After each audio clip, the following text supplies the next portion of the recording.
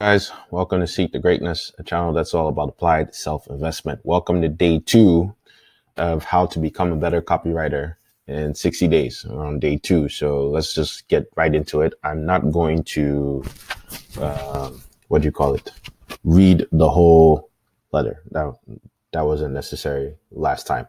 But make sure you do join this group, Copywriting Hacks, how to write copy and influence people. This is a really good group. Because this is how I got motivated and challenged to do this challenge. So let's just get right into it. So the letter that we're looking at is The Tale of Two Young Men, the Wall Street Journal's Tale of Two Young Men. And I think that's the headline. I don't think that's the right headline, but let's just get started with the checklist. So why is this thing? So this is the 60-day copywriting challenge ad breakdown checklist. The 4 U's is the headline: urgent, useful, unique, ultra specific. So it's actually called The Tale of Two Young Men. So the Wall Street Journal's Tale of Two Young Men. So with the headline, right, it's the Wall Street Journal's Tale of Two Young Men. I think the thing about that headline being useful is it's the Wall Street Journal. I mean, urgent. It's kind of urgent in the sense that because it's from the Wall Street Journal, you might want to read it because it's kind of a big deal. I think the headline is going on just name recognition and positioning alone. So it's urgent for anyone who's heard about the Wall Street Journal. But I would give it, if I was going to rate it out of 4, because there are 4 U's, I would kind of rate it at a 2. Is this useful?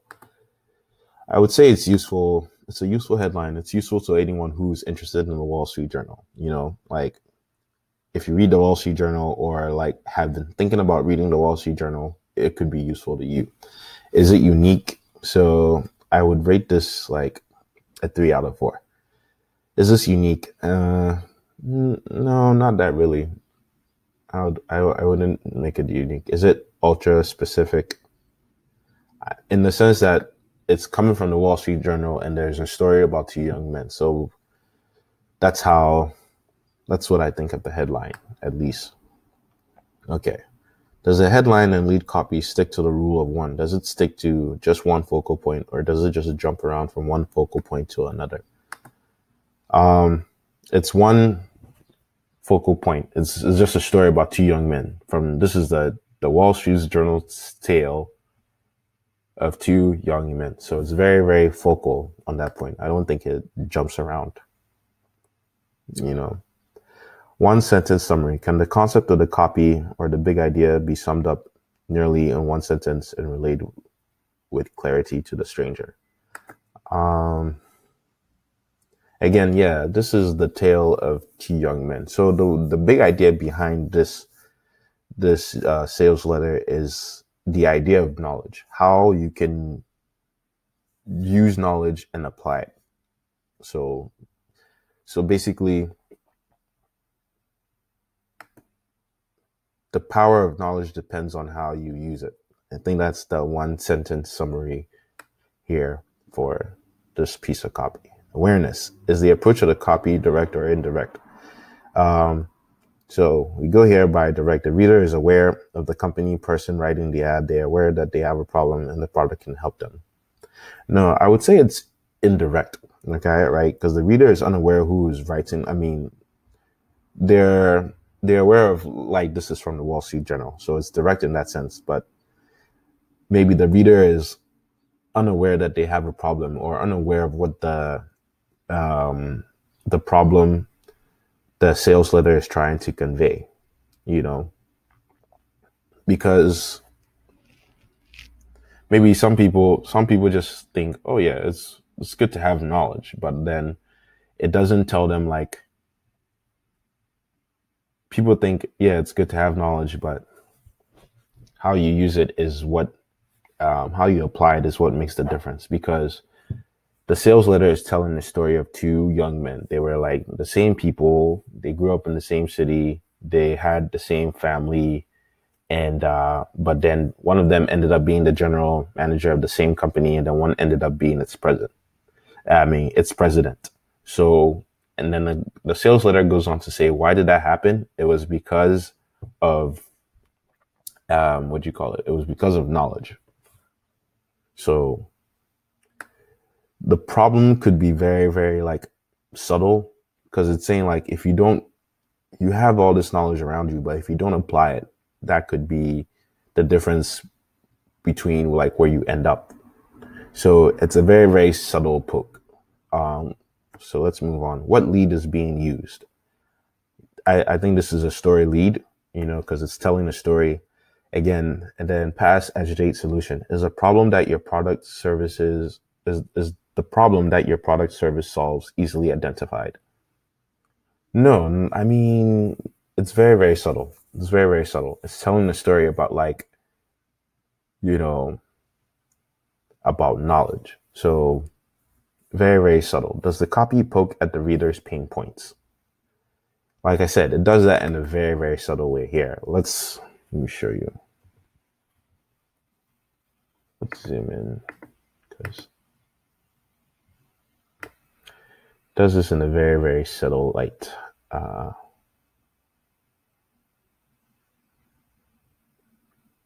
Yeah, so it tells on the story, right? And this is how it's agitating the problem in a very, very subtle way. It's telling the story about these two guys, both were the same. They returned for their 25th reunion. They were very much alike. Both were happily married. Both had 3 children, and both, it turned out, had gone to work for the same Midwestern manufacturing company after graduation, and were still there. But there was a difference. One of the men was the manager of a small department of that company. The other was its president. So it's a very, very like subtle agitating. Like, do you want to be this person who's just the general manager, or do you want to be the president? Do you want to be someone who is higher up the ranks? Because and it says, what made the difference?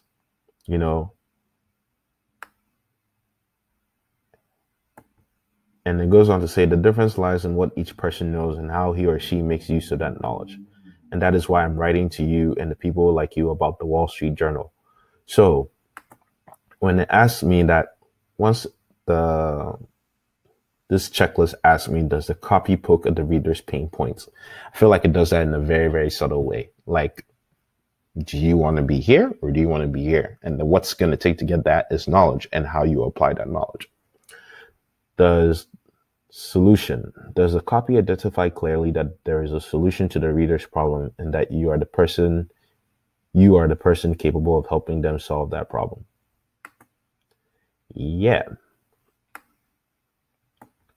It starts off here. This is where the solution comes. And that is why I'm writing to you and people like you about the Wall Street Journal. For that is the whole purpose of the journal, to give its readers knowledge that they can use in business. Right? So it's like, if you want to be the president of a company and not just some general manager in there, you want to have more knowledge in business. So let's keep on moving. That's the solution. Now we're moving on to this part of the checklist, the Clayton Makepeace Big Four. Does your headline grab the reader by the eyeballs? I mean, once you start telling a story, that's always going to grab the reader. I think that's what makes the headline strong. So it's like the Wall Street Journal tale of 2 young men. And that headline is strong because it's the Wall Street Journal, and then there's a tale of 2 young men. And I think anyone would be interested in that. It's just a story. People like tales. It's just human psychology. So does this speak directly to your target prospect? Yeah. As soon as you put Wall Street Journal in your headline, whoever is reading it who's focused on business is going to be drawn to that. Okay. Does this stoke curiosity? Yes. There is the tale of 2 young men. What happened to these 2 young men? I want to know, because it's a story that's being told by the Wall Street Journal. Is there a big promise? Where is the big promise here? You see, the Wall Street Journal is a unique publication. It's the country's only blah blah each for instance.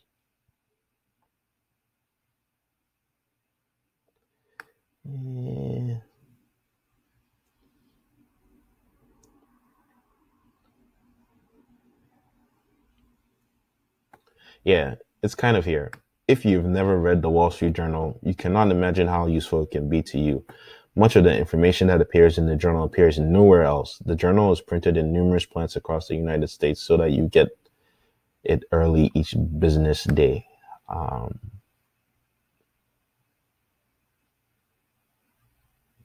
No, actually, that's not it. The Wall Street Journal gives you all the business you need when you need it. No. I think the promise is kind of here. It's also the solution and also the promise to give its readers knowledge that they can use in business. So if you read the Wall Street Journal, you have knowledge that you can use in business that can make you the president of a company. You know, that's sort of the big promise. Does the lead copy expand on the headline? Yeah, it does. Like the tale of two young men, and then it goes on to say, so that's one thing you want to, like, when you tell your story, make sure that you are expanding on that headline. The Wall Street Journal's tale of two young men.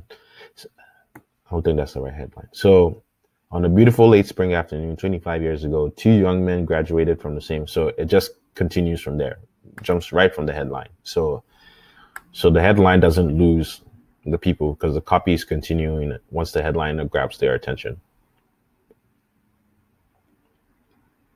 Is the headline connected to the opening copy? Yes, I think we've demonstrated that. Does the opening reinforce the promised benefit?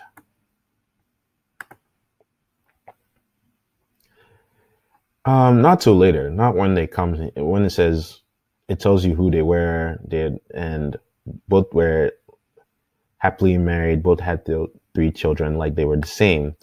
But there was a difference. One of the men was a manager of a small department of the company. The other was its president. So,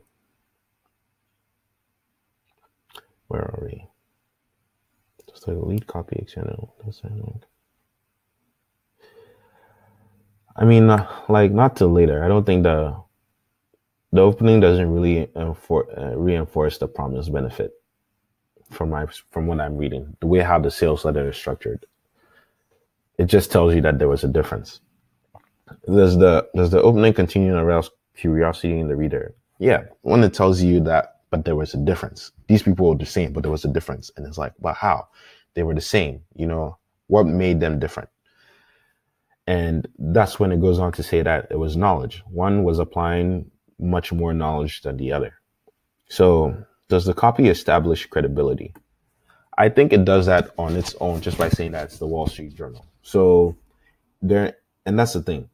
You notice they don't even like talk stats or their track record or show any. There's not a lot of like, a publication unlike any other. You see, the Wall Street Journal is a unique publication. Well, how is it unique? It's the country's only national business daily. I mean, okay. Each business day, it is put together by the world's largest staff of business news experts. Well, how large?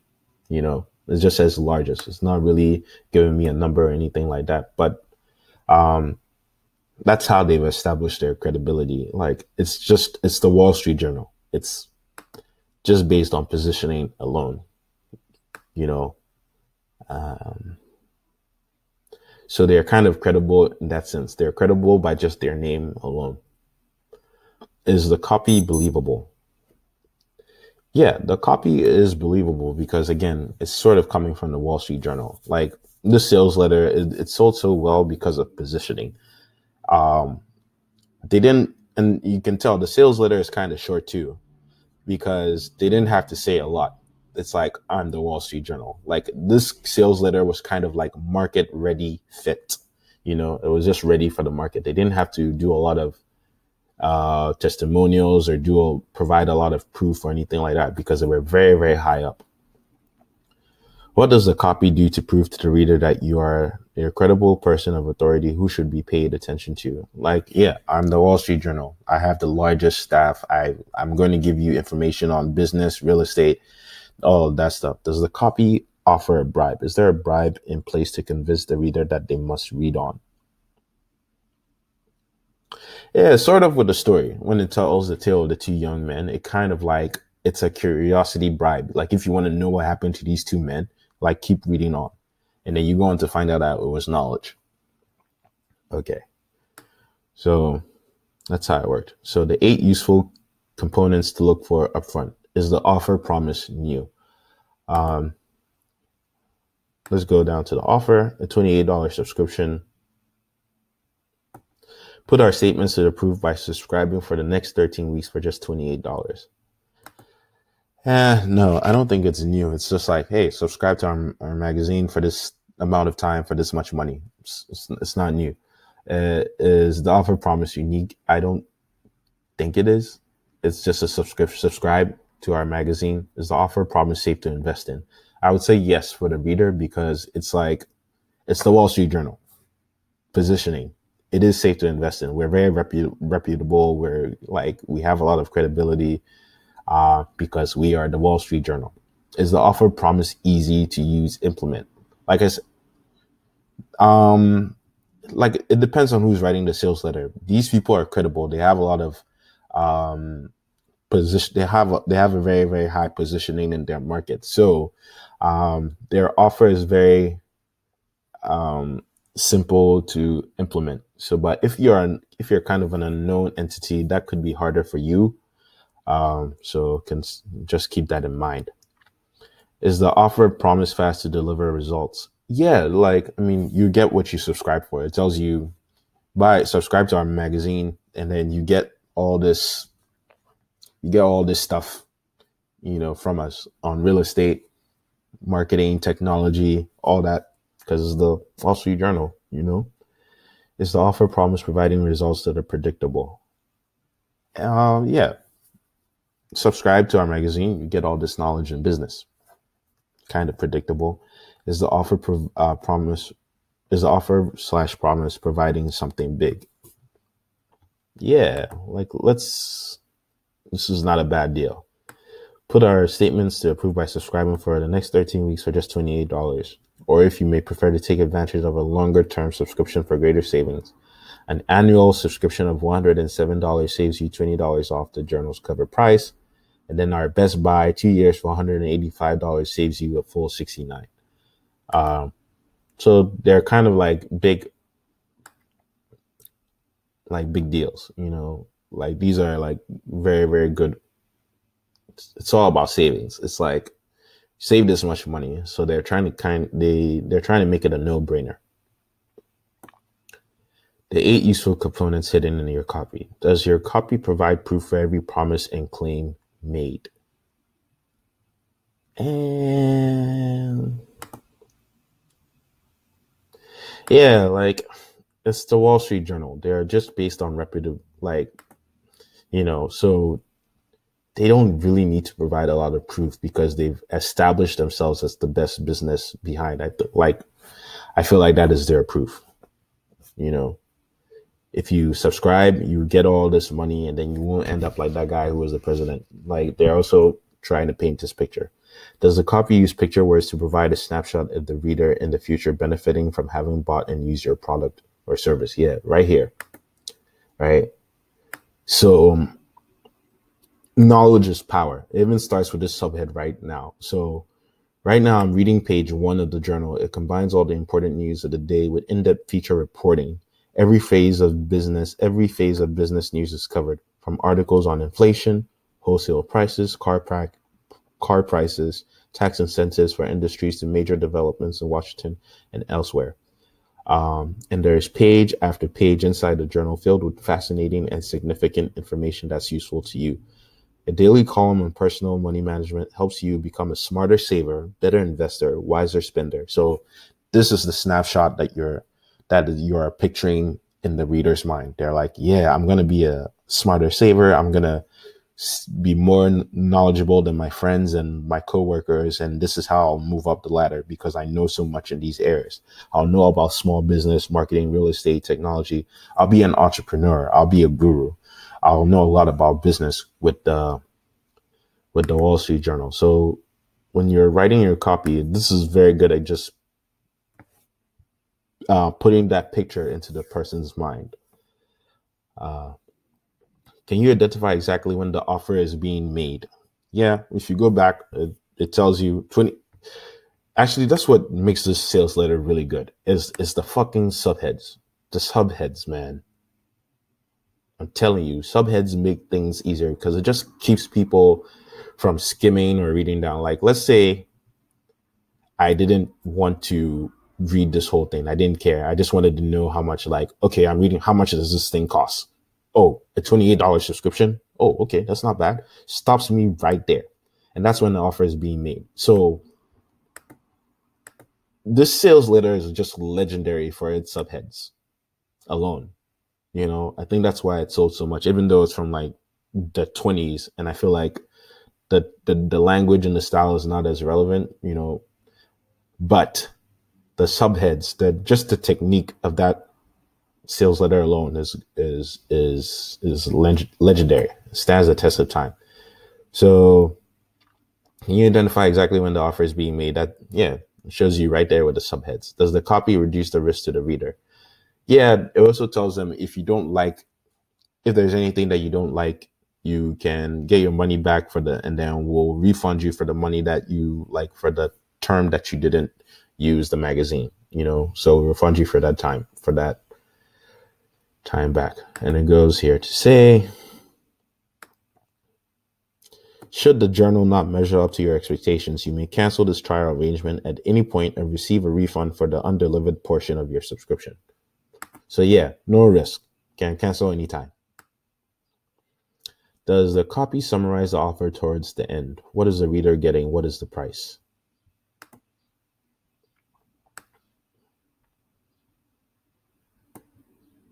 Yeah, simply fill out the endorsed order and mail it, and then here is the journal guard. So the journal, okay, no. It doesn't really re-summarize it at the end because it's already at the end. Not really.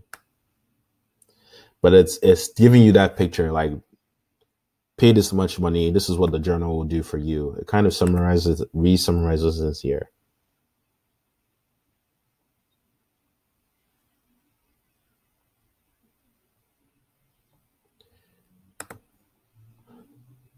If you feel as we do, this is a fair and reasonable proposition, then you will want to find out without delay if the Wall Street Journal can do for you what it is doing for millions of readers. So please mail the enclosed order card now, and we'll start serving you immediately. You know, it kind of re-summarizes here about these two college classmates I mentioned at the beginning of this letter. They graduated from college together and together got started in the business world. So what made their lives in business different? Knowledge, useful knowledge, and its application. So it's kind of re-summarizing that fear. Like, you don't want to be the other person, do you? So make sure you subscribe so that you can have knowledge and then apply it. Is the price presented in a way that makes the offer seem too good to pass up? I mean, they're telling you like, hey, 13 weeks for $28, or like a year for $107 and you save this much, or 2 years for $185 and you save $69. That's like telling you will save this much. But honestly, like, you know, you're not, if you, whatever you're saving, you can save more, but you're still spending more. I mean, you're still spending more. Like, $128 is $28 spent. $107 is still $107 spent. And $185 is $185 spent. This is just a psychology thing. Like, oh, you save this much if you paid this much, you know. So that's all it is. But here's what makes the price seem way too offer to pass up. This is where they get you, right? P.S. It's important to note that the journal subscription price may be tax deductible. So actually, the more you spend, the more you get like taxes deducted, I guess. So that kind of is the clincher. That makes it like, oh, I can put this on my taxes, and so that's not bad. That I feel like that is the clincher. That makes it seem like, oh yeah, this is way too good to pass up. Like I get all this information, and then I can tax deduct it. Like hell yeah. I would say that at the PS. Does the copy move the reader away from the crossroad? Is it highlighted what the reader stands to gain by purchasing your product? Yeah, you buy it and then you're gonna be a smarter businessman. That is the whole thing. It's gonna be like knowledge. This is going to be the thing where you become a president, CEO, an owner, and not just like some average person. Is it highlighted what the reader stands to lose by not purchasing your product? Yeah, it kind of pokes at that subtle fear, the fear of like being average and not having that much knowledge. So yeah, that is the checklist for the sales letter. Made me really understand a lot. Like, so compared to the first letter, like this is kind of short, but it's short because it's the Wall Street Journal, right? And the Wall Street Journal is also telling a story about two young men. It's a tale. Like, oh, what does the Wall Street Journal have to say about in this story? It's interesting, right? Because no one would think of a business publication trying to tell a story. They would maybe try and go into like more straight into real estate and all that stuff, or like some type of business opportunity, but they told a story. So that's what makes it really good. And then thirdly is the subheads, right? What made the difference? A publication unlike any other. Knowledge is power. A $28 subscription, right? Offer right there. This is your investment in success. The subheads just stop you from skimming, if you didn't want to read the whole thing. But that's what makes it really, really good. All right. So yeah, that was my breakdown for the Wall Street Journal's Tale of Two Young Men. So share in the comments what you took from this breakdown. If you definitely, I'll put a link to the newsletter, and then you can read it and try and break it down yourself and see what you got from it. But now that's done. It's now for me to write my own sales letter, my own offer. So I'll try and write my own my sales letter today, and I'll post it with this video so you can check it, or you can check it in the link in the description. And also, so make sure you like and subscribe to my channel. And also, if you are looking for copywriting groups to join, make sure you join the Copywriting Hacks, How to Write Copy and Influence People Facebook group. Okay, this is a great group. You always, if you're trying to write copy, just always surround yourself with people who are trying to do the same thing, because then you can end up in challenges like that, which are kind of fun. So that's it. I love you all. Remember to see the greatness within you. Peace.